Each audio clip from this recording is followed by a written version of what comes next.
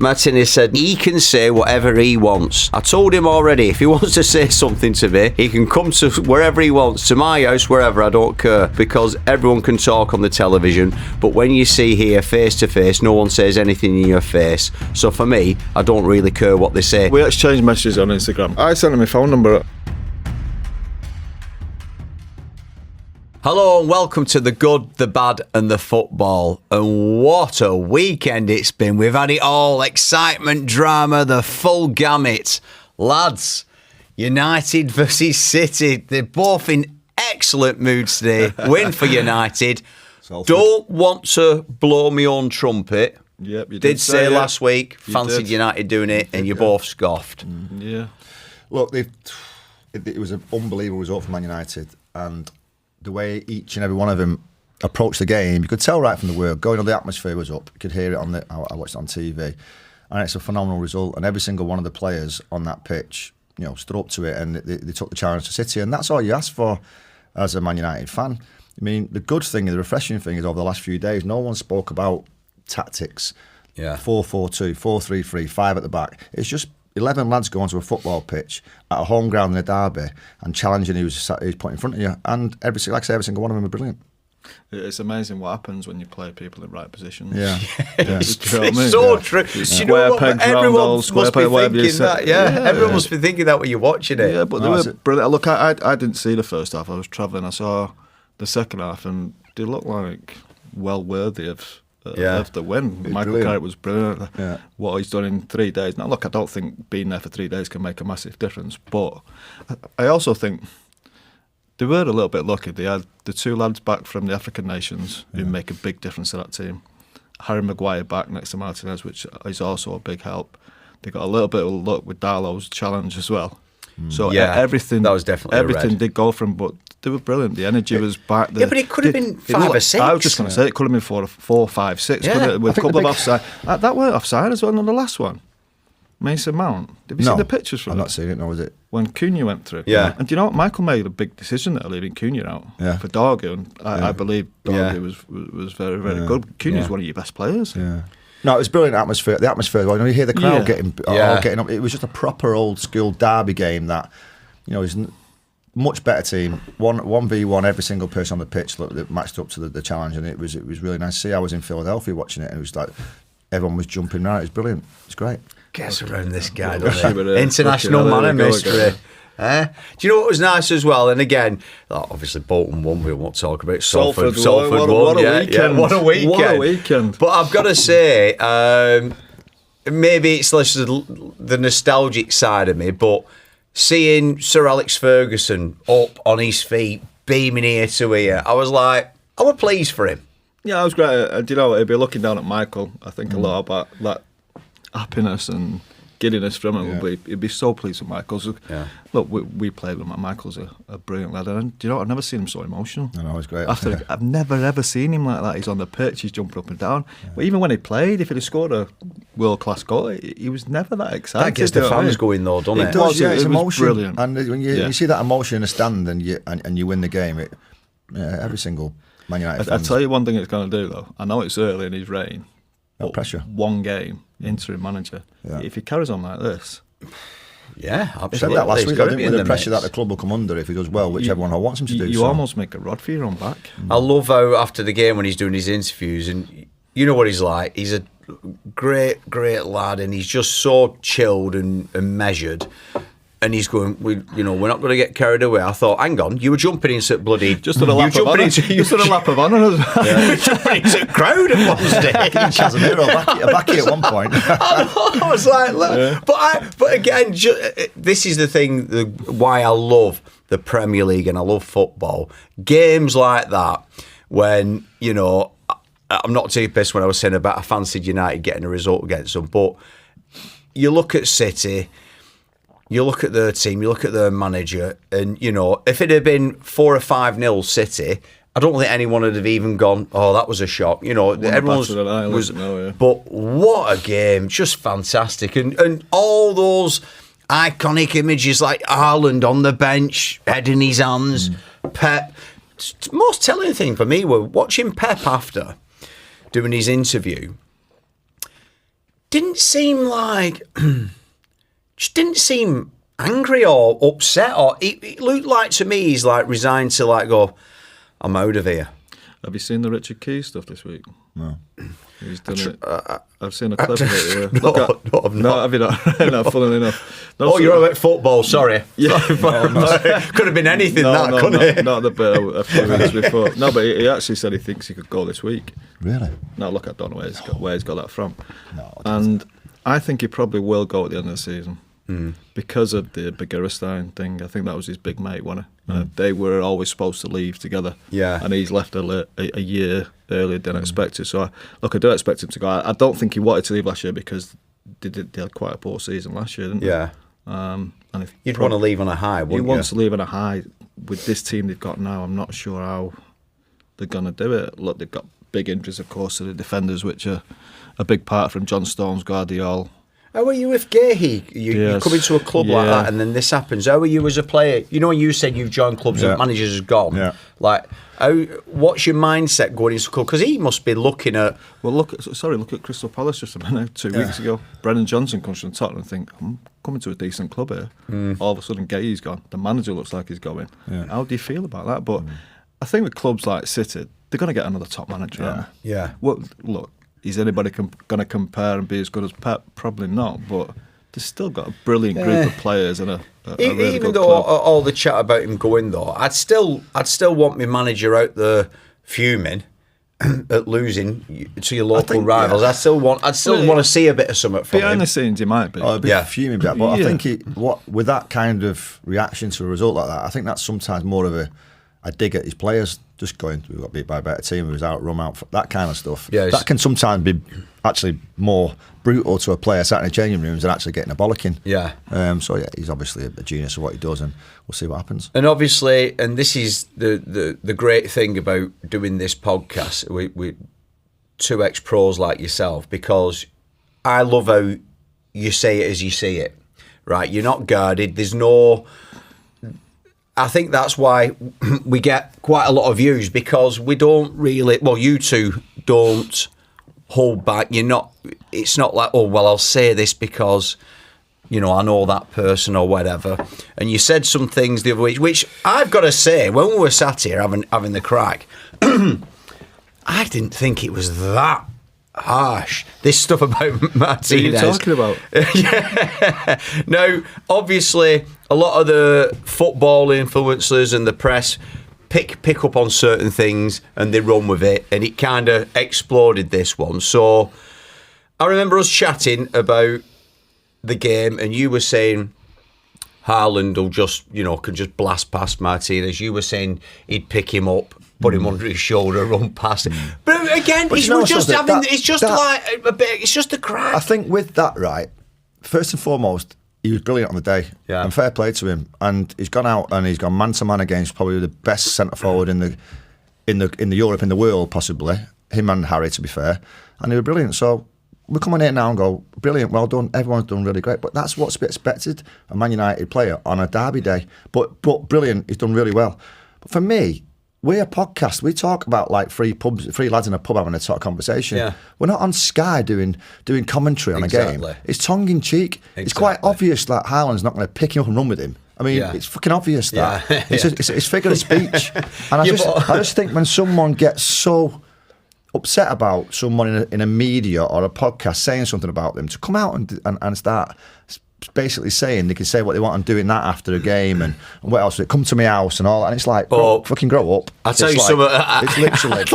I'd like to see you knock on his door. I don't think he'd have that attitude. But it's literally. You know, if you're gonna get so emotional about someone saying something about you, and come out and react, you shouldn't be at a big football club. Because I'm telling you now, he's going to get that for the rest of his career at Man United. Because you're going to get your ups, you're going to get your downs.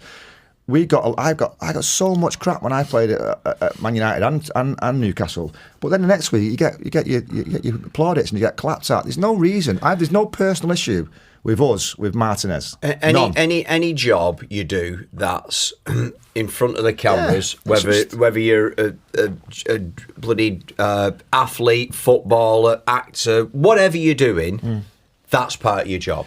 Yeah. We all have to put up with it. But I honestly didn't see anything that I'm like going, hang on a minute, this is a bit stormy. But you're here having a conversation like we're having a chat like three lads in a bar. Other people see it as this big, like you're on Sky Sports doing bloody commentary about it. That's not the effect we're trying to have. We're having a chat and it's just tongue in cheek, and I just feel it's really sad that someone gets so upset about something like that. I think that is a point. It is very much tongue in cheek, everything we talk about. Now look, I think the point we were trying to make was physically they are a mismatch. Now look, possibly we could have worded it better. I don't know. Doesn't sound brilliant when you watch it back, but again, as Nicky said, we're just having a laugh about it. And look, if it was about you, you probably would be upset. But as Nick said, you've got to give him credit. He was brilliant on the day. Well, he said, and I don't know if this is to you, Nicky, or you, Scholesy, but he says, Martinez said, no, honestly, he can say whatever he wants. I told him already, if he wants to say something to me, he can come to wherever he wants, to my house, wherever, I don't care. And I think for me, it's respect. Definitely me, Paddy. Yeah, definitely. I respect the relations when they want to help the club, because everyone can talk on the television. But when you see here face to face, no one says anything in your face. So for me, I don't really care what they say, which in my mind, he does care. Yeah, look, we exchanged messages on Instagram quite some time ago. You did? Yeah. Oh, I didn't know this. Yeah, he weren't happy with something I said in the past about I can't remember what it was. And he just said he'd lost all respect for me. I wouldn't have said this normally, but he's come out and said stuff, so why not? Yeah. He said he'd lost all kinds of respect for me. And as Nicky said 2 minutes ago, said, you're at Man United, probably the biggest club in the world. At some point, as we did as players, you are going to take some criticism. You've got to deal with that. Look at the stuff Bex went through. Well, exactly, you're going to have to deal with it. I don't remember Bex ever fighting back. Can you imagine being 18-year-old kids and having someone as big and as massive as Alan Hansen saying what he said about us? Yeah. You didn't start crying. 18, 19 years and by the way, I was age. 18, I wasn't 26, 27. I didn't want to go out of the house for fucking weeks. But you man up and you go and prove people wrong. It fuels you. And it's... I think we have to take a bit of credit for Martinez's performance. Hey, you are welcome, Martinez. You are welcome. We'll stock you up every fucking week if you want to. It's like Can I just say? But do you know what? He's had one brilliant game. And when you start talking or shouting your mouth off if you do, this game has a habit of coming and biting you back on the arse. I will look. I might change I haven't changed my opinion yet. I still think. I'm still not sure that you can win a league with him.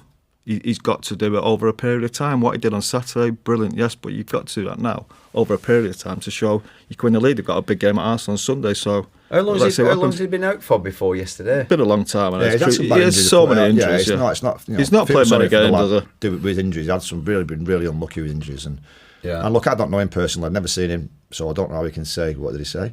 When he sees us face to face, we don't say. I sent him my phone number on that chat we had, and I've not heard anything from him. I've never seen him. And actually, you know, knock on my house. 50 years of age, I'm not going knocking on someone's house saying, "Can we have a chat?" Yeah, it's just ridiculous. And it's just all it is like it's just if you're going to get that precious, you better be shit hot every week. And that's the trouble now, isn't it? Because if he strings a run of games together, say like 7 or 8 games, staying fit, which we hope he does. We'll hold our hands up, say brilliant. Exactly. By the way, I promise you now, Paddy, and it's a true I was watching the game with about 30, 40 people, and I was edging my seat, I'm jumping up, I'm going, fucking brilliant, Harry, great Martin. I'm not going to sit here and go, I hate him. He's a Man United player. But you have an opinion. Yeah. And my opinion is, Haaland, against any centre-back in the world, is going to fucking bully them. 9 times out of 10. Now, if he didn't play well Saturday, Martinez and Harry were brilliant. Like, both of them are unbelievable. It's like you say, he could do it to Rio. He could do it to Rio. Yeah, but do you know what, as well? If you look, let's just take Harry as an example, right? Loveliest lad ever. He's had some proper abuse. Yeah. And that's the way to handle it, the way he's come through it, and look at him. He's on there, he's starting, and you're going, fans are on side. That's how you do it. Exactly, and that's the way it should be. Now, look, when we got stick as players, you look at it and you remember, I think we used it as fuel, didn't we? You don't go answering back. So, as I say, this game can bite in the ass. Like I say, he could have a nightmare, so I don't know. I hope he doesn't.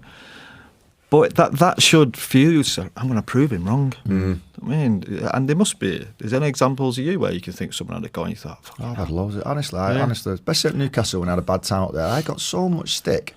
And I did get people knocking at my door when my kids were in the house, like throwing things at my windows. And I didn't go out crying. That's my job. I'm a professional footballer. I get paid a lot of money to go and perform week in, week out. When you don't do that, you take some shit. I remember. And there was nothing personal towards him. Yeah. There's nothing. That's your phone there. No, Paddy. it's not. That's your fucking phone. No, That's please, that's no. Martinez. That's unprofessional. Did you turn that on when I went? No, I did not. No. I know what you're I like. swear to you God. have turned that on. No, I didn't. Anyway, No. Because you would take it piss at me. No. But literally, with the Martinez one, I feel really bad about it because not because of what I said, because it wasn't personal. Yeah. It was just a tongue-in-cheek chat about physicality. And I'll be honest with you, the amount of crap I've got on social media about what they're going to do to my kids and my mum's this and my wife's this and my girlfriend's that. I don't get out and go, oh, please don't do. Just ignore it and go, what are you going to do? Sit there, start crying every time someone says something to you. My Instagram has blown up. It's ridiculous. I've had a lot of Spanish messages. I've had lots of answers. I did a lot of I did Spanish at school. Yeah. I don't understand some of them words. They didn't teach me them words. I think they're very threatening for some Apparently reason. the butcher's going to kill you. Why is he called the butcher? I didn't know he was a cop. No, What's his I nickname? don't The know. butcher for? I Do don't anyone know that? Who? No, I don't know. Martinez. Butcher or something, yeah. He might But- like steak. If we're going to move on from this, hold my hands up. Yeah. He was brilliant on a day and well done. And Good on him. every single one of them was so. No one's more happy than me. Yeah, No one's more happy than me than absolutely. Man United fan. And if he's watching, it seems he's a fan. You've got a lovely head of her. I'd give me right arm for that her, to be fair. 3 of us was. Yeah, all 3 of us would have that. And if you're a disgruntled fan and you're thinking of going round to a footballer's house, try Duncan Ferguson's. See how that works out for you. Mitre is the world's original football brand. They've been around since the very first kick, trusted on parks, cages, training grounds and stadiums for over 200 years. It's a brand for real football people, raw, honest and obsessed with the game with all its chaos and magic. Mitre's range is a different league, built for players, coaches and anyone who loves a kickabout. For people who want gear they can trust every time. Delivered fast through Amazon, so they're always ready for whatever the game throws at them. This season, Mitre has unveiled the reimagined Ultimax Pro match balls for the 25-26 Emirates FA Cup and Adobe Women's FA Cup. Now, lads, these are very different to the balls you were leathering about back in the day. It has a textured surface with grooves, a bit like a golf ball, better grip, cleaner strike, and the ball flies truer through the air. It's firmly bonded, so it hardly absorbs any water. They really go to town, these Mitre lot, don't they? There's a lot of technology, isn't there? Yeah. Every ball goes through 7 tests for weight, circumference, roundness. Come on, say the word. There's a technical term. I think it's called sphericity. but anyhow, water absorption, pressure retention, rebound tests, and most important, durability. How does that sound compared to the balls you used to play with back in the I day? think they were pretty round when we played as well. Yeah. They still had laces in the balls you used, didn't they?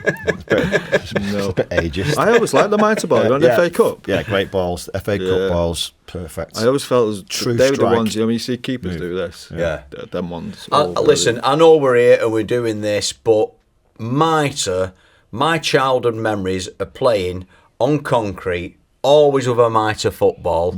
It wasn't in the condition these were in, but I'm telling you what, them were the glory the days. pimpled ones. The pimpled ones. The orange pimples. Proper stingers on your legs, in your face. Oh. Part and parcel of growing up. Just looks like you face want of to your kick it, don't you? Just want to kick it. Interesting one, because you sort of take it for granted, don't you, when you're watching a game of football? But when you're on the pitch and you're having a kick about, because obviously before a game they throw a load of the balls on, you pick them up, you have a feel. Do you ever kind of go, yeah, that's a belt? Can you tell if you were blindfolded kicking one? With these balls, the Mitre ones, you knew they were going to move. And you also, say we're playing an FA Cup game on a Saturday, FA Cup third round, you'd have them for a week. So you'd train with them. That, train for the week. You'd train with them for a week, and every ball you're going to play with, you obviously changed them. And I always liked the Mitre balls. I think they were good for forwards and midfield players for shooting. Not a goalkeeper ball. No, not a goalkeeper ball. Oh, they didn't used to be, but these Yeah. been tested 7 times. These look like they got a bit of grip on them, don't they? So Yeah. I'm glad he's listened about the 7 times. Oh, it's thing. Paddy. It's very I always important listen to that you. it is, I always that. listen to you. Water But yeah. absorption. Do you remember playing at school though, with the cases in the playground, and bouncing it was all over pissing. the No, it was pissing down. And how heavy did the ball get? Yeah, I know. Yeah, they would be soaked through. And you remember when a bit of rip off, you see that little orange balloon inside, And a little bit popping out. Well, these don't do that. Oh, these don't. These I are can't imagine these absolutely doing that. Fantastic ball. No. I love this one. I love that. Winter one. one. The winter love one. that. Winter one, yeah. Love the Salford colour will be and using that everything. tomorrow night in the FA Cup. Will they? I would have thought Oh, so. Yeah. superb. Yeah. I wonder if there might have people who let us have one of these orange ones. Well, there's that's only fair. one, so To we're be fair, fighting. you get something every time we do an episode. So does. Well, I do like Yeah. to take stuff home with me. And that's coming with me today. Now, players will always have preferences when it comes to footballs. But modern ball tech means you get consistent performance game after game, but no surprises. That's exactly why the Ultimax still belongs in the Emirates FA Cup. The full Mitre range is available now on mitre.com and Amazon, from training balls that never let you down to FIFA quality pro-approved match balls ready for the pingers. That includes the newly launched Emirates FA Cup range, plus shin pads, gloves, and all the kit you need for training and match days.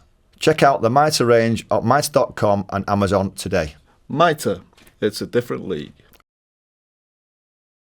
Well, let's park Martinez up for the time being because, folks, oh my God, I am so excited.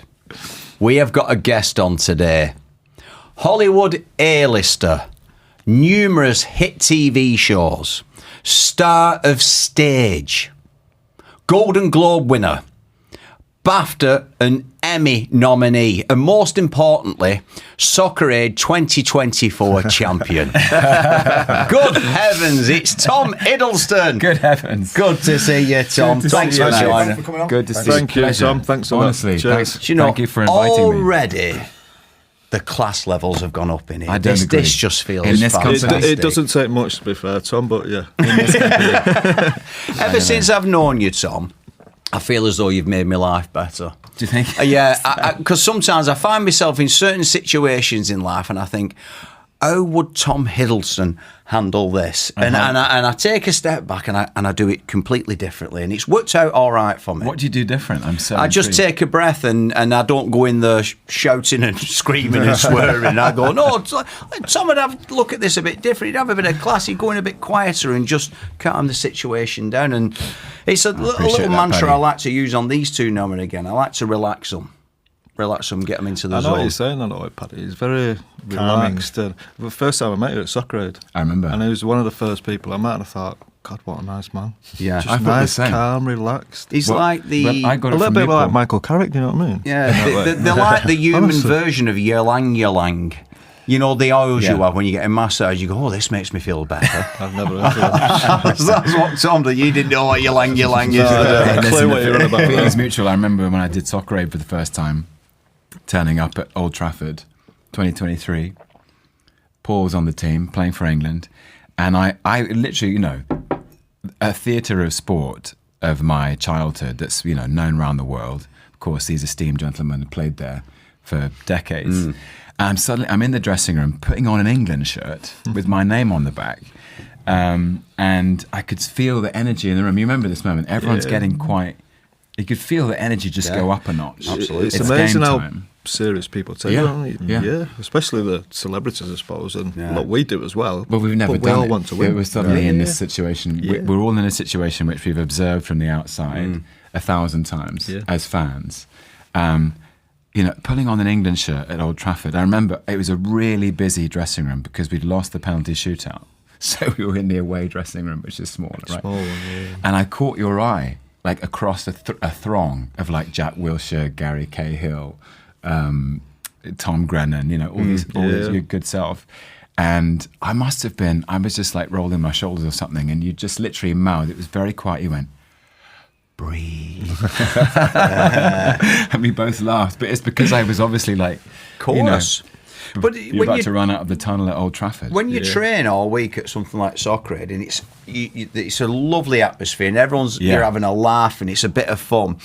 But when you're in that dressing room, and you put the shirt on, and it gets serious very quickly, and sort of the chat stops and the laughs stop.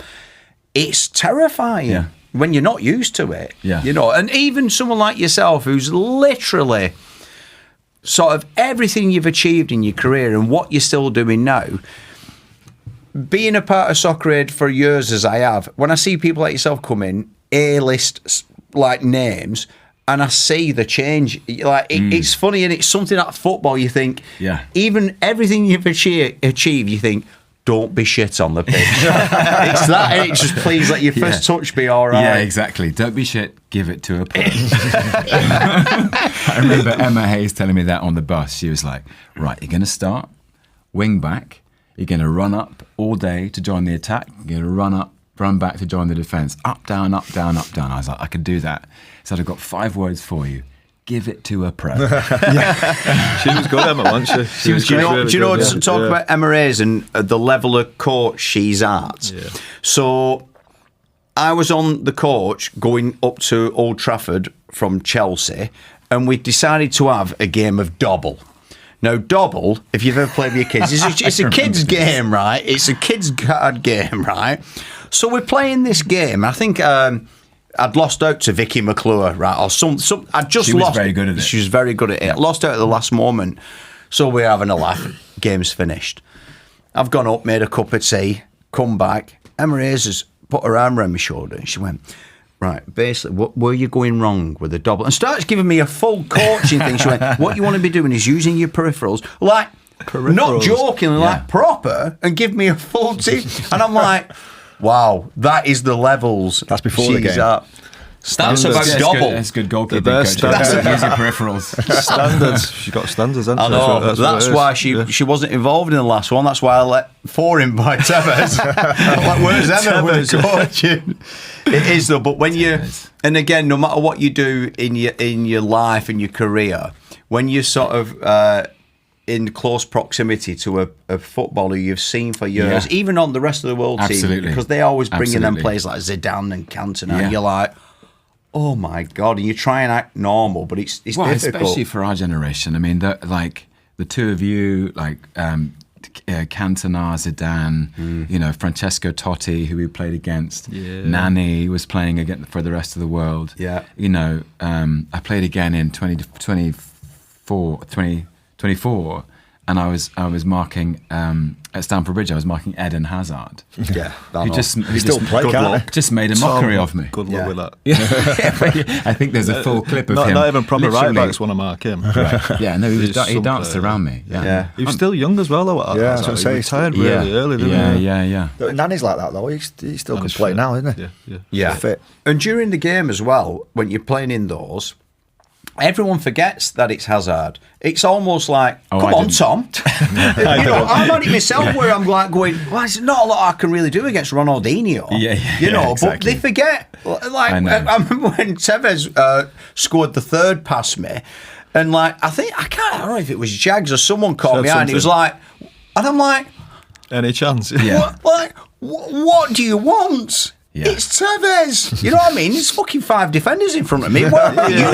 Exactly. I think that's the thing with football is when you do that though, you have to lower your expectations a little bit. Do you know what I mean? Yeah. I don't mean that in a bad way, but you can't be harsh on people. You're out of your comfort zone, which is totally. Yeah. If me and Nicky went on stage trying to act, we'd be. Well, it's like we try to do these readouts. Yeah, we try and read like out 2 lines. Takes me about 4 hours. You'd be great. For you coming into our world, it must be so nerve-wracking. Well, yeah, but it's also, I think it's that thing of, I mean, you must appreciate that when you do things that are out of your comfort zone, where it's something you've observed for so long. Yeah. Do you know what I mean? Like, I've been a fan of football for as long as I can remember, really. Yeah.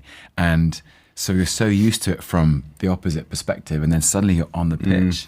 And you realise how enormous the pitch is. And it's also, as a fan, the things that you've said when you've been with your friends or you're at a game, like everyone does when you're watching a game, get back, what's wrong? Yeah. But when you're doing it, you go, oh, Jesus, I see what it's all about now. Yeah. Like, and those things you say to footballers, well, you think they never, and you can hear it when you're on the pitch, which I didn't realise. Yeah. The stuff I've heard over Soccer Aid over the years, oh my God, this is supposed to be a family audience. But I agree with Tom, it's like when we've retired now and you've not played for a long time, then you go on to a pitch like Old Trafford, you do forget how big it is, don't you? You think, how am I going to cover this area? It's massive. But you don't get that on a TV TV. You get a bit more at a live game, obviously, but you forget how big the pitch is. And try to kick a ball from one side to the other now, you can't reach. You got to do that dead easy when you was like 20 years ago. Now I never get across the pitch. That's why I appreciate suddenly, because of course, like the television gives you this extraordinary bird's eye view where you can see the whole game. You're like, oh, there's a pass there, make a pass.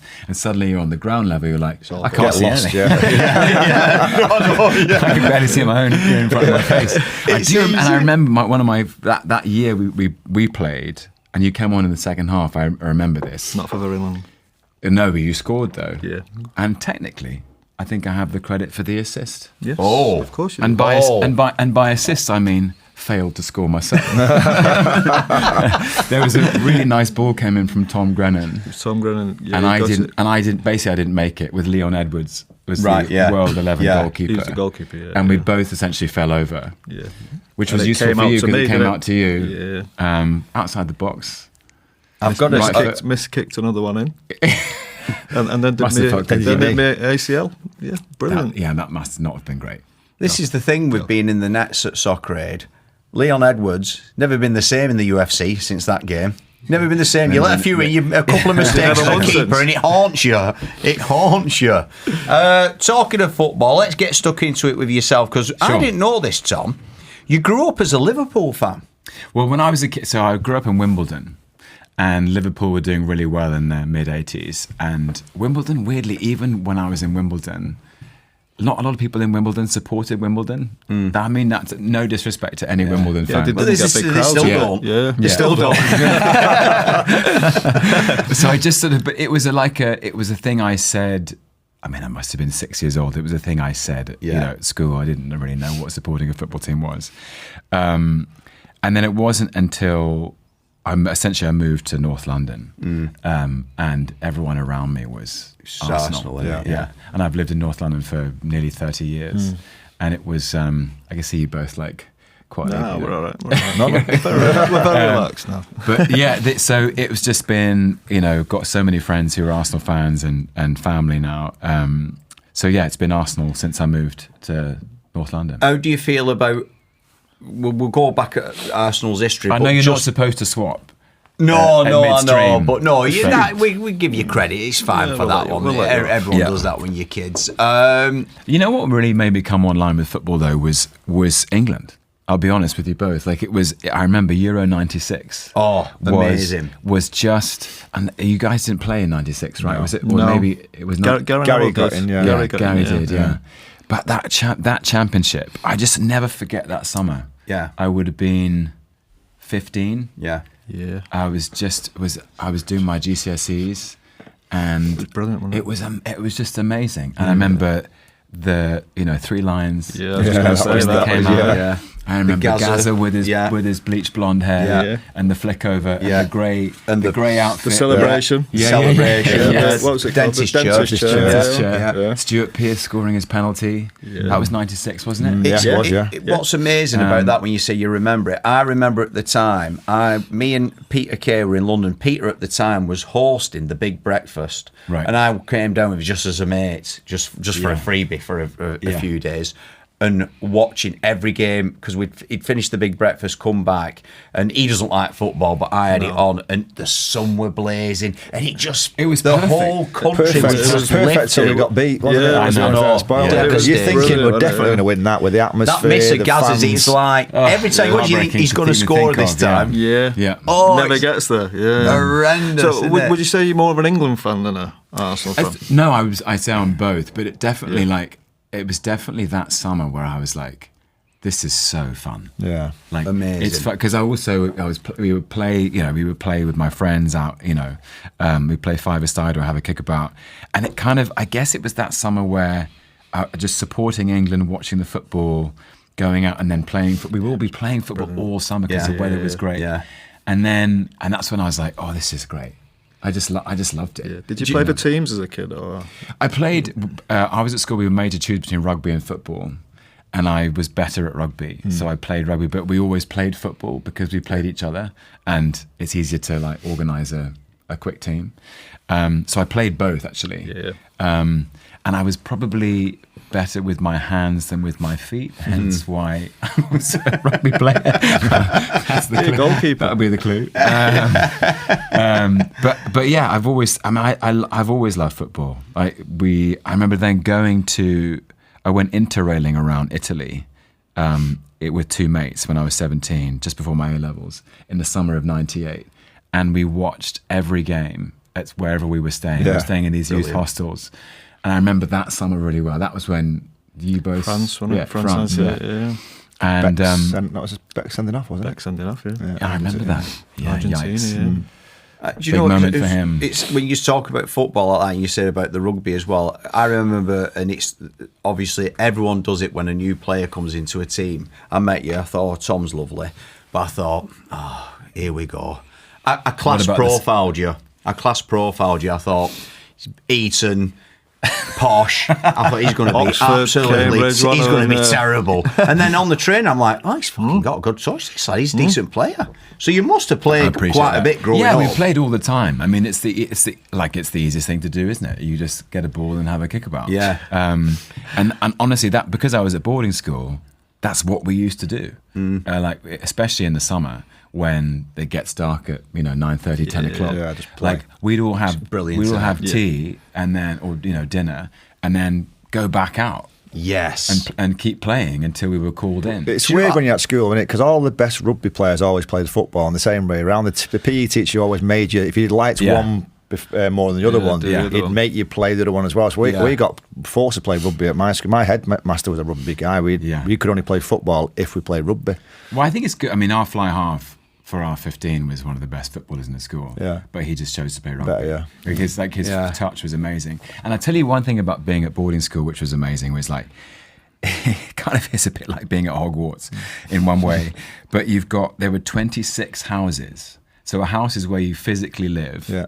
But also the age range is between 13, so about 10 students at every year, basically. So you've got 10 13-year-olds, 10 18-year-olds, but you're in one house. Yeah. And your house becomes your club. Yeah. So actually you have your very own team. Premier League. And then and your loyalty to your house. So the house competition was bigger than the FA Cup. I mean, I missed a penalty. I was the 8th penalty taker in the semi-final of our house competition. Does it still haunt you? Yeah. It's like amazing, my mates isn't it? didn't look at me for about a week. It's horrendous. I've been there, Tom, don't worry about it. Yeah. I mean, I took it like a classic rugby player. Do you I leant remember back, when? skied it. So talking about the changeover from rugby to football. Remember when Owen Farrell was at Man United's academy? I don't remember, but I remember you 12, telling me, 13, I think it was maybe 11, 12, 13, and then he chose to go to rugby, but he was a goalkeeper at the academy. That's amazing. Yeah, at Man United, Can I ask you a question about when you, because it's lovely hearing about when you said about boarding school, 'cause I thought every kid, whatever your background is, loves getting a football and just go out and play till it goes dark. Yeah. But you're at boarding school, did you still all do the football nicknames? Were you Hiddo? On the pitch. Yeah. Oh, like that. It's just keeping it real. It just brings you down football. It's a great level. Hiddo, give it here. Hiddo, pass on the ball. What was yours, Paddy? What was yours? No, seriously. I can't really say it on the No, at school, I was always Paddy. Just Paddy, yeah. Because you have different groups of mates call you different names. I've got a group of mates who call me Pat.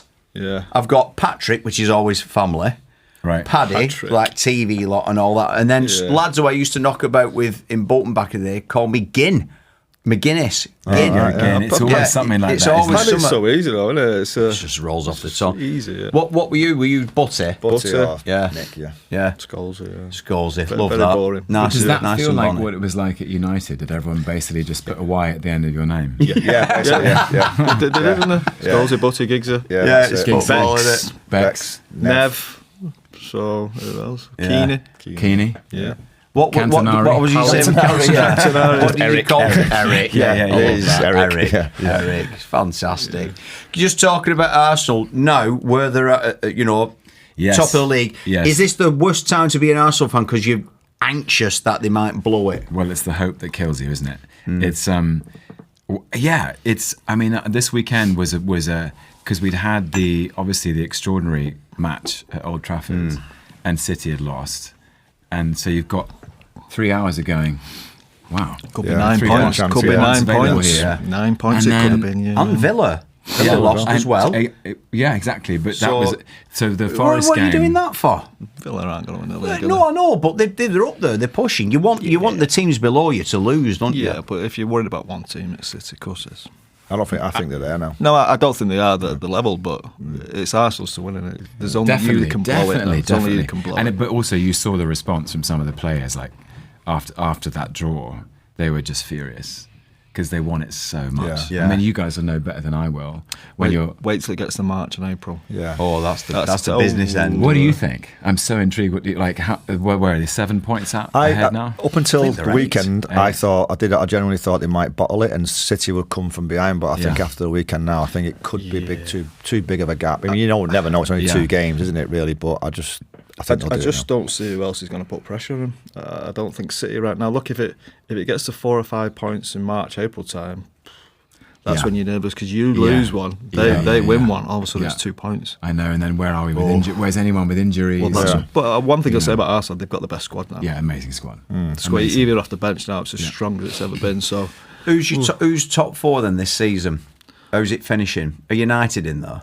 I think they've got a chance now. Yeah, I I don't want to get carried away. Oh my God, he's definitely getting carried away. I'm not. No, Arsenal, Chelsea. Arsenal, City.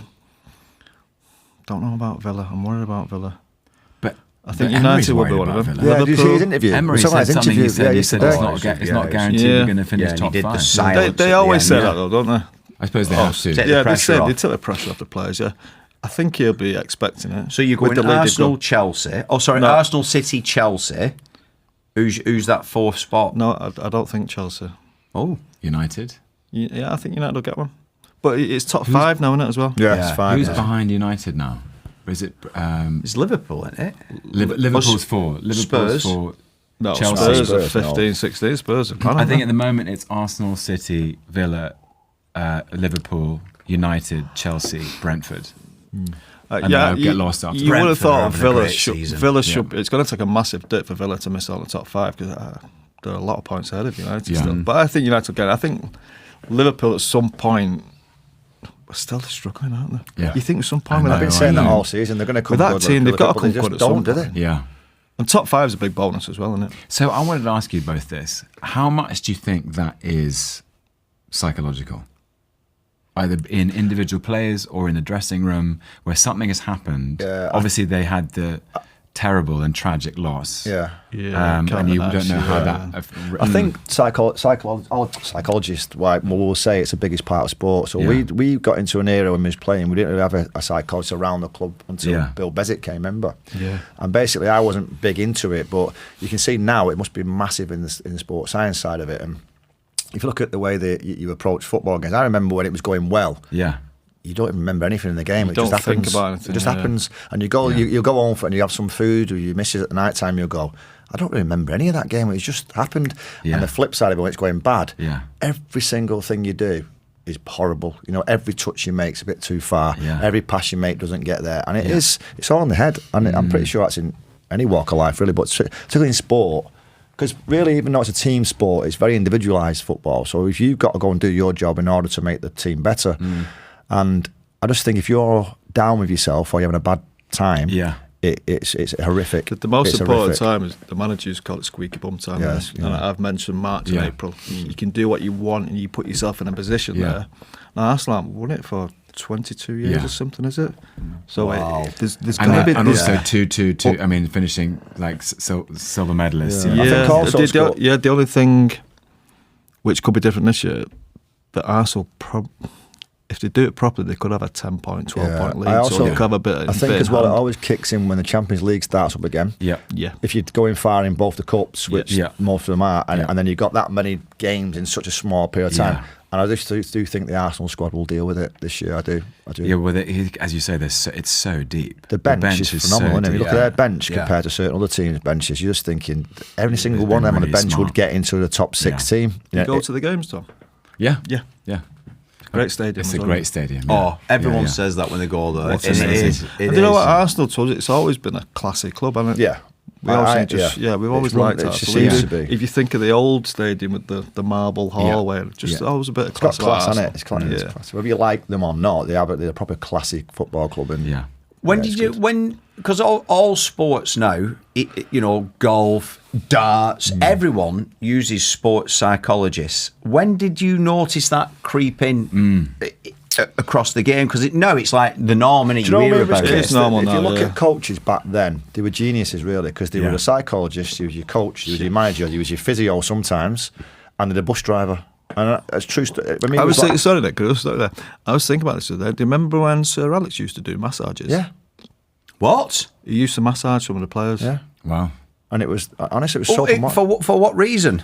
Because you didn't have the staff to you do mean that. he just went, I'll do it then, no one's here to do it? Yeah, he used to book a time. He used to go to Old Trafford, and he used to I remember going in once and seeing him doing Giggs' calves with a bucket of soap and water, and he's fucking massaging Giggs' calves. That's because that's he's a control freak though. He'd think he's better than a masseur. He'll take him out it's one of them ones. You just have a photograph at the start of the season, the team. He would tell them that the photographer is a professional. Move out the way. You don't know what you're doing. I know what I'm doing. And it'd be you go there. It's control freak. But going back to the actual, that's mind blowing. Yeah, going back to our coach when we was kids, he used to drive the minibus. Then the physio would give you a massage and he'd join in with it. It'd be the manager. It'd be the player care, because all your stuff these kids are going through at 15 and 16. Amazing. There's so the genius is. Did you do them also? Sorry, we're going off it a little bit here, but. You used to get fed, didn't you, obviously, in the canteen? Sure. Yeah. So around Christmas time, when the dinner ladies were off, the physio used to make you dinner. Yeah. I remember Jim McGregor going in the canteen. God, it's amazing how it were back then. Yeah, it's brilliant, wasn't it? And we'll go back to the psychologist side of it. We like Nicky said, coaches, managers, Sir Alex was the best at it. Yeah, he just had to say something to you, it's in your head and you're thinking about it. Even though they've got the best of everything now, just looking at football clubs, the stadiums, everything, the money that's involved in the game, do you two think it was a happier time to play football when you played, or do you think it's the better time now? No, I wouldn't change anything. I wouldn't. So you think back in the day was a better to be a footballer than now? I for think, the enjoyment I side think of it'd be it. more enjoyable. We had a bit of we had a life. life. There was no camera phones. Lads now can't go out. We used to go out. If we had no game on Champions League, we'd go out. The whole squad would go out on a Wednesday in Manchester. And I'd have one security guy. And I'm talking like Eric would be there, all the big hitters would be there, and there'd be no hassle at all. A few fans would say hello, a few pictures, and you're left to it. I mean, they don't even go out their houses nowadays. I mean, nowadays, I don't think they even go back into the players' lounge. Remember many people scored in the players' lounge? It's a shame, isn't it? It's like they're really isolated. And I think that's good, especially as young players. It's got to affect you that in your everyday life where you're second guessing. You're almost everything. like robots as well now, aren't you? You tracked everything you do, so you're wearing your monitors in training, how far you've run. You can't really do anything without being monitored. I'd hate that. I don't know about you, Nick. Do my head in, yeah. I had a question about Sir Alex, by the way, and this might be a bit. If I think about this, but what do you think? Is there anything you think he might have understood in you before you understood it yourself? Bloody hell, that's a question, Tom. I think this is but Tom for different you. level, isn't it? This is Tom. No, What are you doing next Monday, Tom? Got some proper questions. I think if you look at mine and Scholes's background, Yeah. we was very working class, and he come from obviously a really working class place in Govan. And I think he realised that you not only, what he told me was because you get into a bit of trouble when you're younger, you get into a bit of trouble when you're older, obviously as well, but particularly when you're younger and you've got a lot of people blowing smoke up your backside, and you're going to be the next big thing, and you're in your little environment, and you're the king of it. But he told me that when I was about 15, 16, you're not just representing yourself, you're representing your parents when you go out and so you're not winning the football club, and you're not wearing that badge, you're still representing the club. And I never got that. I was like, I play football, and I go and do what I want with my friends, because I'm nobody's role model, because I don't want to be, but ultimately if you want to be or not, you are. Yeah. So there's a lot of things, and look, I made a lot of mistakes when I was growing up. I got into a few little scrapes and stuff, but literally he told me that that's your phone again. Do you know what? Why you put it on sound? Because we were trying to get hold of Tom. That's so unprofessional. Oh, it's Iron Man. I mean, no, he's here. It's all right. All right, Tony. Speak to you in a bit. Good come there. You do well. Get out. But I think for me, that's the big thing you got me was you are representing your family, and he was. That's amazing. He was big on that. He was always big on you. He was always big on your mum's Obviously, that sounds a bit weird. but he was always, you look after your mum. You know, you represent your mum. Your dad will look after himself. He's the man. But you look after your mum, make sure you do this.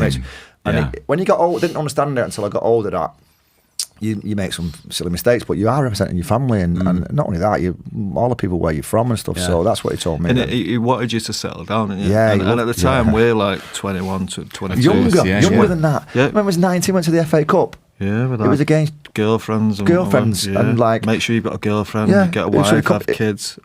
Wow, we're like 21 to 22 years of age, but he cared, and he'd see that would stabilise you. Your whole life will be stable. We're both didn't turn out that way. 3 marriages later. I said that to him last week. I said, "Yeah, you made us get married when 22. You owe us some money." You owe a few quid. Tom, the level of professionalism he brings. So, just for you lot watching this, Tom turned up today, sat down before we started recording. He's got his own notebook for questions for the boys. Get the notebook out. So let's get stuck in some. And really give them a grilling. All right, here we go. I like seeing them sweat. So, this is an unusual opportunity, and I've got stuff I want to know. Yes. We should have done this about you, really. Okay, that's it. Here we go. All right, this is awkward. I brought a book just in the car. Okay. This is quite interesting. What did you understand about winning in the dressing room that cannot be coached in training? Oh, lovely question. Oh my God, these are tough questions. This is good, this, Tom. We were just, can you be born to win? I was going to say, I've said this quite a bit. I like that. And it sounds like for me, it sounds very big-headed, and I can understand people that don't support United or don't like us, and that's quite a lot of people at the minute, innit, with the Martinez thing. But literally, it sounds big-headed, but I genuinely believe that from the age of 13, 14, we was bred to do what we did. Amazing. And no one's got a given right to go and win games or win titles or whatever it might be. But I genuinely do believe we just got the perfect storm. We had the right person at the football club as a manager. We had the right owner who allowed the manager to gamble on young people. But more importantly, we had the right professionals around us, like the Robsons, the Bruces, the Keanes, the Schmeichels, the Pallisters. And it was a perfect storm for us. Because I know Scholesy was saying that I remember the manager coming to my school at 14 or 14, 15. That doesn't happen. That would never happen now. Imagine Pep Guardiola going to a 14-year-old kid's school to give him a bit of a bollocking because you've been misbehaving at school. Yeah. It wouldn't happen. So I think when you go back to your original question about winning, I do believe he was bred to do it. Every single game we played in the B team on a Saturday morning, they'd be watching. The older 13 boys would be watching, the manager would be watching. He'd come down to the dressing room and give you a bollocking or he'd give you a pat on the back. And that was from 14 all the way up to you started making your debut at 17, 18. So for me, winning was always what was meant to happen, and that's not a given right. And that's where I think it sounds big-headed. But I do believe, we're bred like a well, it's a culture, isn't horse it? or something like that. We had to go and win. And there's a belief, I suppose, a belief in that. Sounds like there's just a belief. But everything they did, Tom, everything they did was filtered down to the coaches to take us out of our comfort zone. Right. Yeah. It was about how you won. Yeah. It was about how you prepare for football, for Man United, what you do when you get on a pitch.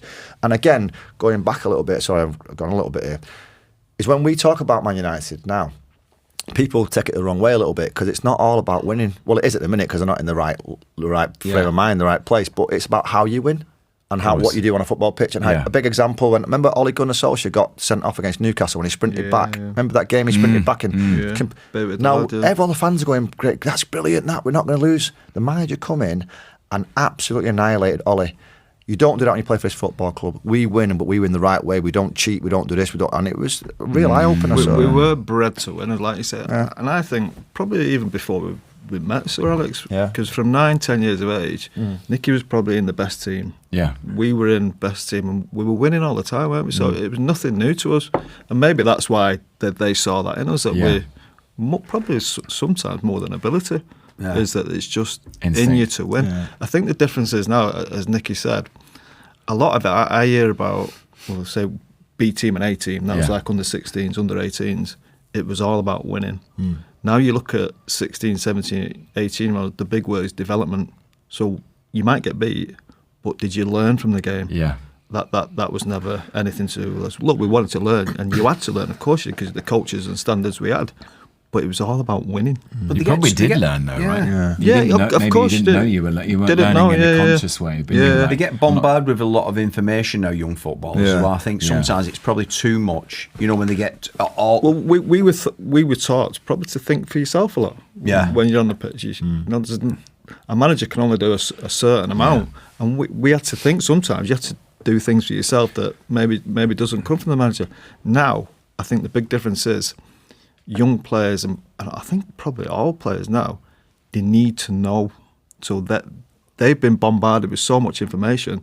They need to know what they're doing every time, every minute of a single game, and that takes away a little bit of freedom. You don't see many, say, Mavericks anymore, do you? You don't see these Cantonars.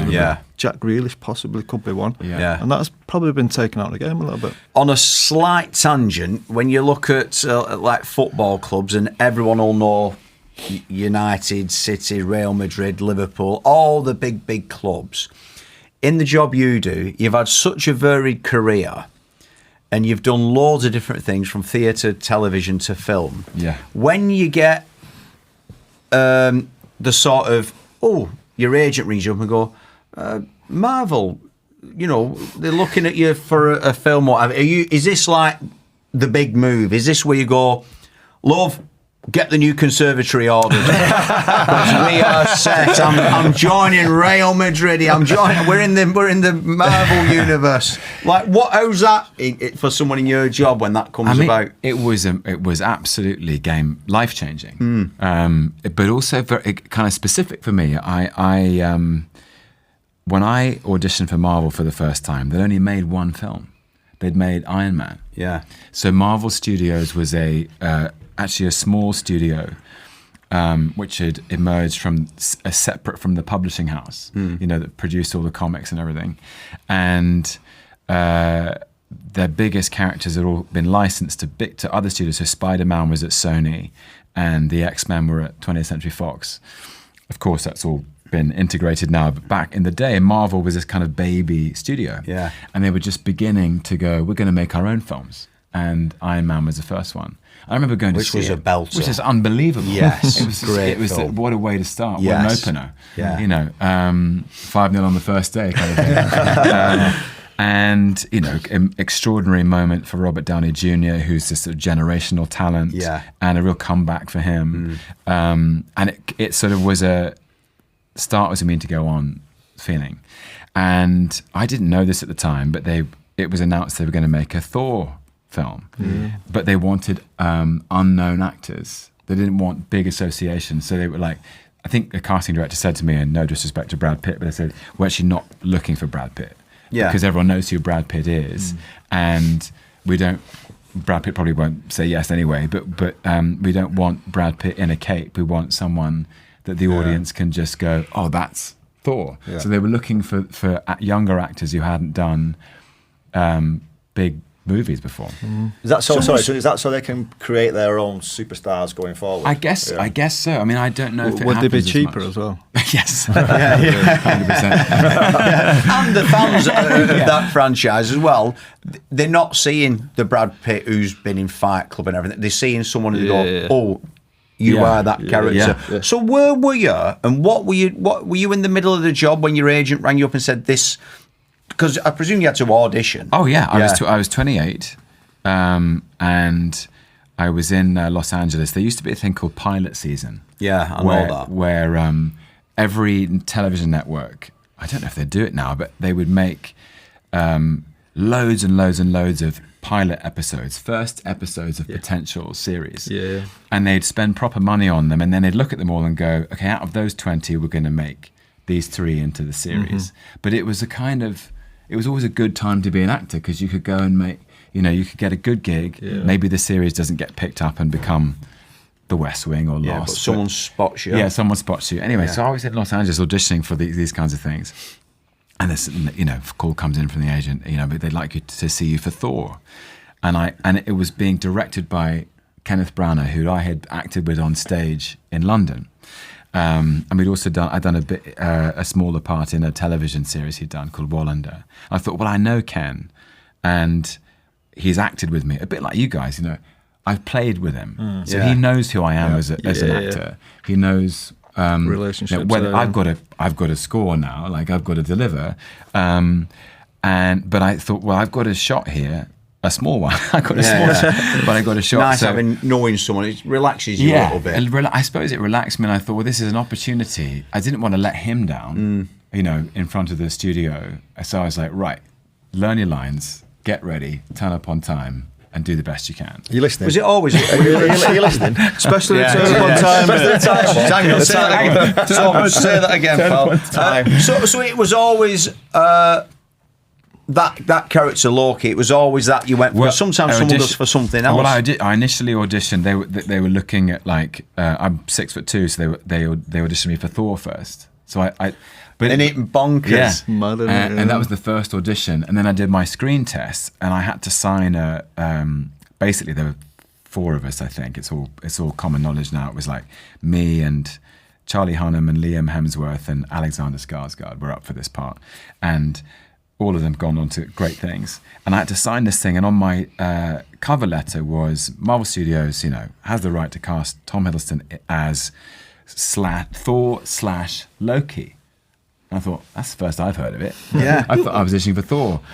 And about a month later, Kenneth Branagh and Kevin Feige, the head of the studio, called me up and said, we'd like to cast you as Loki, and we've just called Chris Hemsworth and we're going to cast him as Thor, and it's the 2 of you.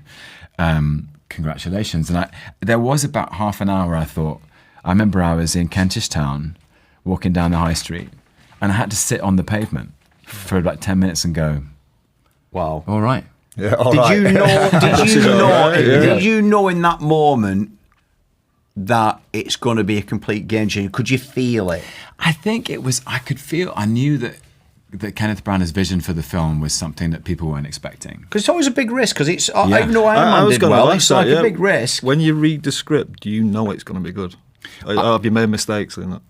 I knew that one was going to be good, because I could see, I could see it was much deeper and funnier than people were expecting.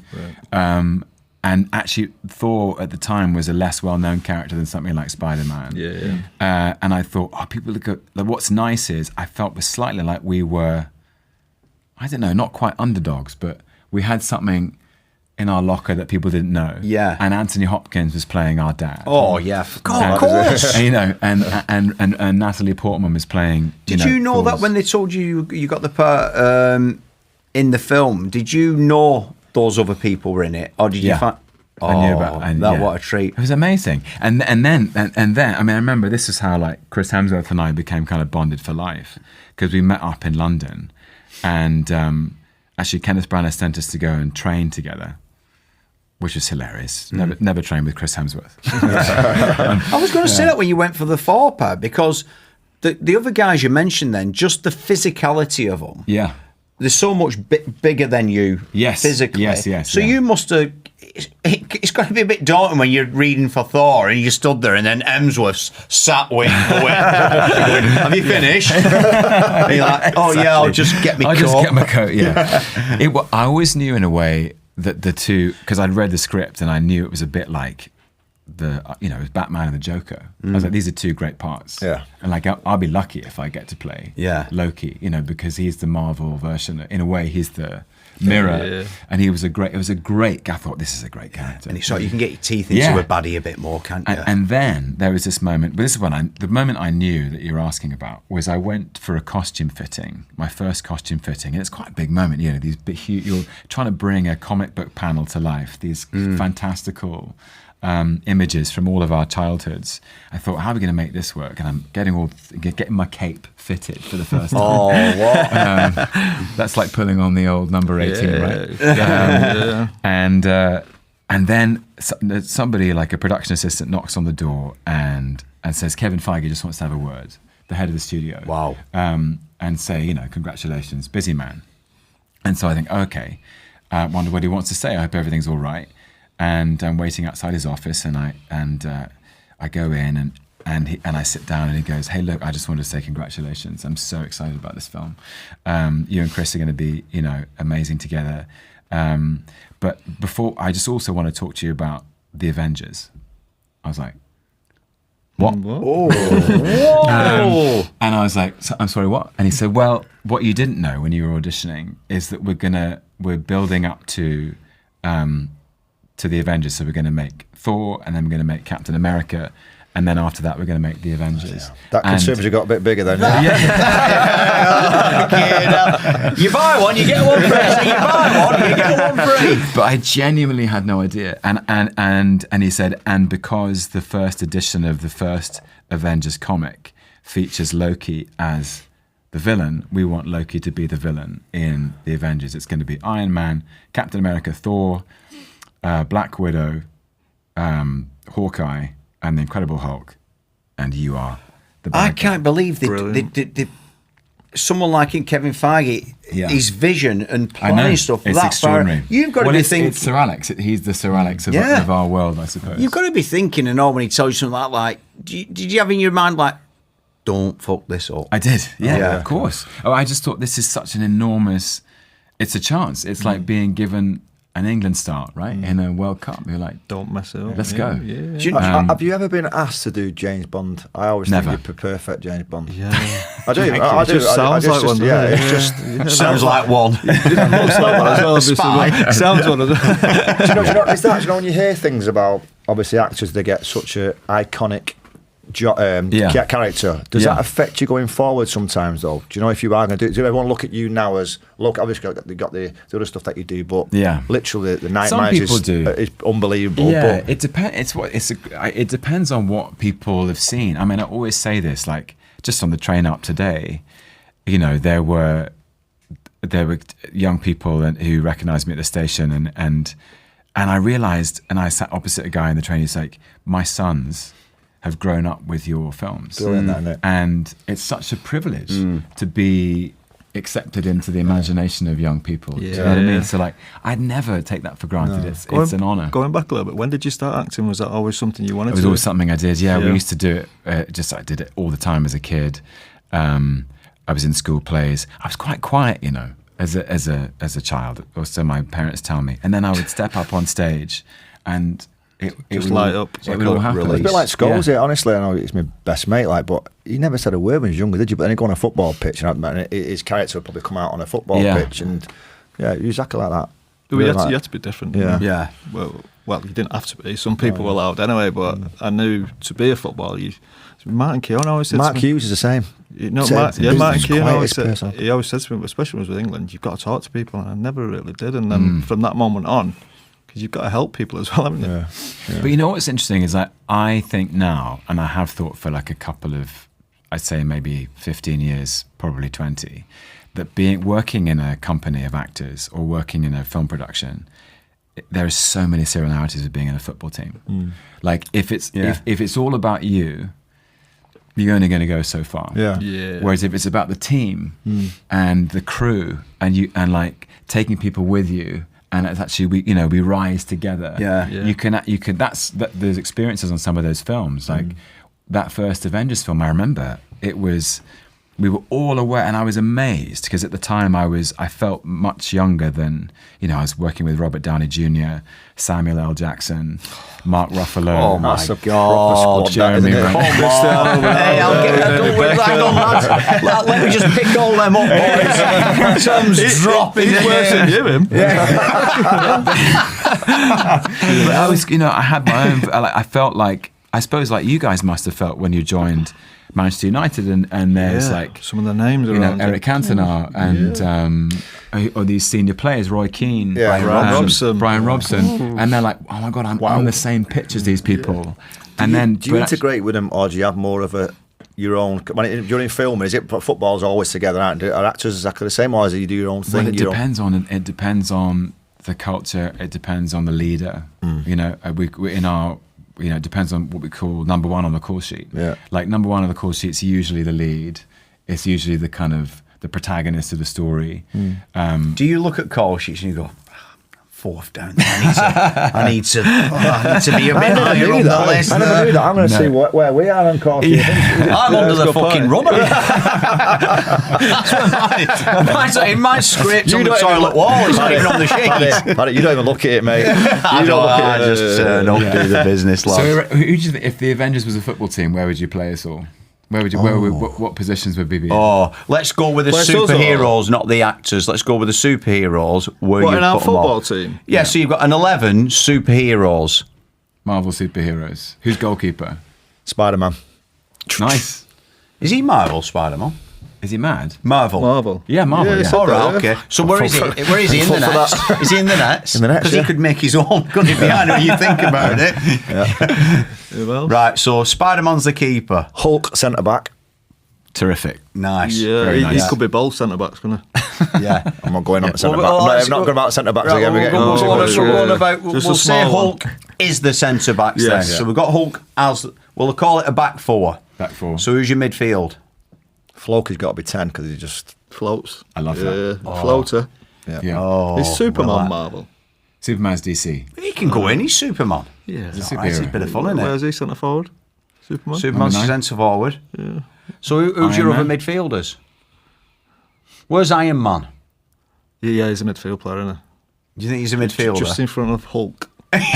No, he's a winger. So he's a Speedy holding winger. midfielder. No, he's not. He's He's not quick. quick. Iron Man's not quick. He's Iron Man's not quit. He's got jet fucking packs on. Well, he's not got a jetpack on. That's for the younger people watching. It's all the Jet feet. nuclear propulsion. Jet Thank feet. you. Thank you for the Jetpack. clarification. Yeah, you're right. Yeah, you're right. I was going to keep So it for who's the young the folk. goal scorer? Who's your number? Who's a true 9?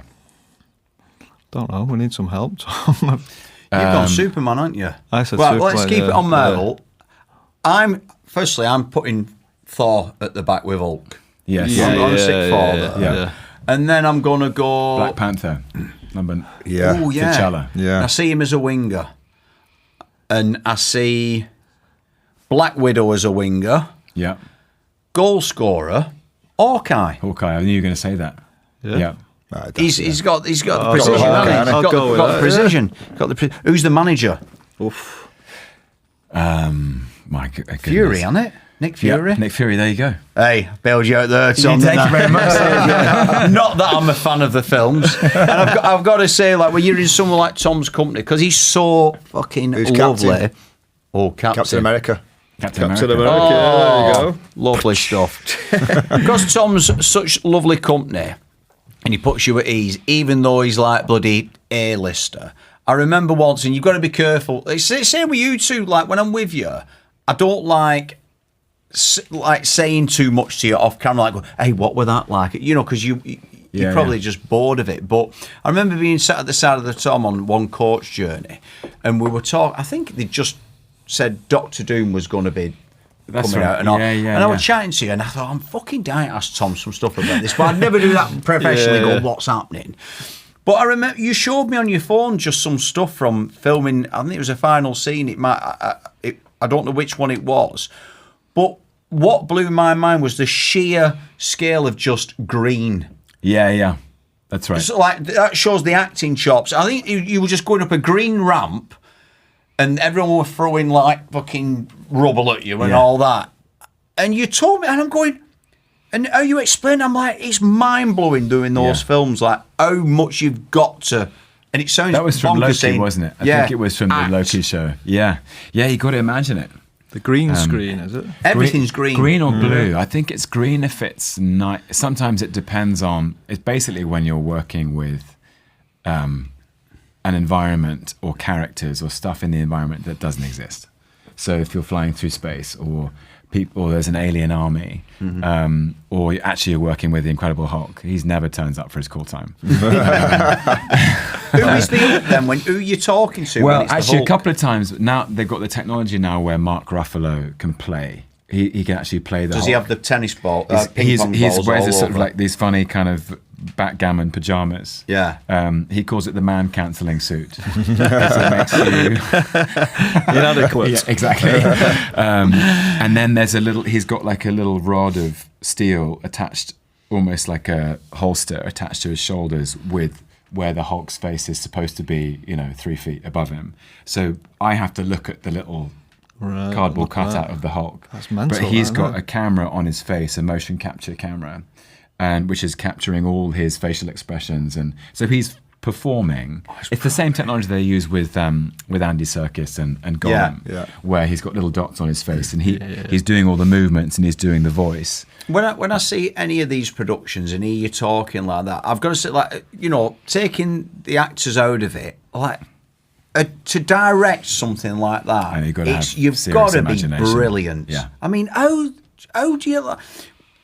Does a director on films like give you notes, or do they just leave you to it, or are they already thinking of what it's going to look like outside it when they're in the edit? That's the thing, is it's a collaboration. You're working together. Yeah. So they will have probably storyboarded the sequence in their head, or maybe they work with a kind of what they call previs, which is just pre-visualization. They kind of do a little kind of almost like a cartoon version of what the sequence might look like and where the camera's going to be, and then most directors, in my experience, will show this to you, saying, look, here's a sketch of how we think it works, but let's break it down into shots. And then you realize where the moments are where what they want is a physical, like a physical presence. Maybe it's the angle's wide and the shot is actually watching a body moving through space and it's in slow motion and it's about the kind of choreographic precision or elegance of the shot. And the moments where right, it's a close-up, it's your face. We need to see the loss, the grief, the heartache. Yeah. So you break it down and... When I look at you lot, you talk about equating things to football teams. Like, it always seems to me, rightly or wrongly, but, you know, it's a nice thing to see, that everyone involved in those Marvel films, all, like, you guys who are, like, the main protagonists in the films, just do seem genuinely to get on. Yeah. Do you know what I mean? And I think that's probably a small part of why the films are so successful, because you go, oh, these guys all get on and they're all pulling in the same direction. 100%. Bring that to football, though. It didn't always happen. No, we have people who didn't like each other who fell out, didn't they? Even when you were winning the treble? Yeah. Keane, more than ever. Keane, Pete didn't speak. Keane, Schmeichel. Keane, Sheringham. They never spoke. No, never. Keane, Schmeichel. Cole and Teddy. Cole and Teddy. Andy, Cole and Teddy Sheringham never No spoke. way. Yeah. Never spoke. And they're like playing. But when you get on a football pitch, different. So different. When you say never spoke, did they just have, like, if you look at Roy and Peter, was there like a time where they had a crosswords and they went, that's it, or they just never, the personalities we never... were there, Yeah. Go on, Well, that. I was actually fast asleep. No, it was in Hong Kong. No, it was Singapore. Hong Kong. I got punched. It was Singapore. It was Hong Kong, right Oh, outside the fucking room. hell. Once you saw it where it is, like, can we get the anecdote out? They were outside the room. They were Outside the room, outside there, rolling about outside the room. Fight, and we tried to split it up. Hang on, well, what was the cause of it? I drink. Don't know. A drink. Yeah, Drink, probably, yeah. They'd had a drink and they were... So prior to that, they kind of got on. Well, Ish. probably a Yeah, little there's bit. always a I little don't know, bit a little of bit between them. I Yeah, a would little have bit thought, edgy. but, Is that because Roy's going, that's your job? I actually remember the bus being like, I remember the Hong Kong hotel. Yeah. Remember Sir Bobby? the bus the day after. Opened the door like this to see what the commotion was. Looked in like that and went, well... Roy, Keane and Peter Schmeichel rolling round. Well, Pete had to get on the bus with a pair of Blackest shades sunglasses on, on. 'Cause black eye. Black eye. Wouldn't happen now, would it? Yeah, probably It would. would? Do you think? I think so, yeah. Yeah. Wow. That's what amazes me when you're saying you're a fan of England and international football. When these two talk about their time at England, when you were just saying about Euro 96, you're going, oh, it was amazing. When you hear about the England I've camp, been listening all the way through the sanitizer and how, like, it's not what you think it is. Yeah. It's almost in a way, when I was saying about you lot doing the films, you go, oh, it's great, they all get on. Like, sometimes for me, it takes a bit of the shine off when you hear, like, what it's really like. Yeah. You imagine it to be something it's not as a fan. Yeah. Do you know what I mean? But when you're there and you're, like, bored to tears or no one's, you know, and then you look back and go, oh, so many games we could have won if you were all kind of a bit more together. Do you know what I mean? Do you not think that? No, I think never when you really cross had that 'cause line- we were winning mostly anyway, weren't we? So we Yeah. never really affected. I think when you cross the line, you get onto a football pitch. I'm on about England now. Yeah. Oh, England. Sorry, Sorry, not yeah, United. But if you go onto a yeah, football yeah, pitch for yeah, England, yeah, example, yeah. World Cup, every single person on that pitch wants to die for the person next to them. Mm-hmm. So that not being best mates doesn't really come into it because you're just on a football pitch. And first of all, I said before, it is an individual sport within a team sport, and you want to do well for yourself. but also you want to do well for your person to the right, you to the left of you. Yeah. And that was always the case. Never a case of, I'm not running over there because I don't like him. He can do it. No, that never happened. happened. Yeah. And it was just, I just think it's the dynamic of whatever squad you're in. Sometimes you get squads where you all get on, and sometimes you won't. I was in a couple that didn't. Hey, Tom, I've not even got anywhere near some of these questions here, but you've been so fantastic and it's been non-stop. But unfortunately, we've come to the end, my friend. The end of the 90 minutes. An absolute whistle. pleasure. Thanks for Thank you having very us. much, Tom. Thank you, Tom. That was brilliant. Thanks for coming in. Great, Thank you. That's it for Thank you. today's The Good, The Bad and The Football. You can catch us on all your usual platforms, Apple, Spotify, or wherever you get them.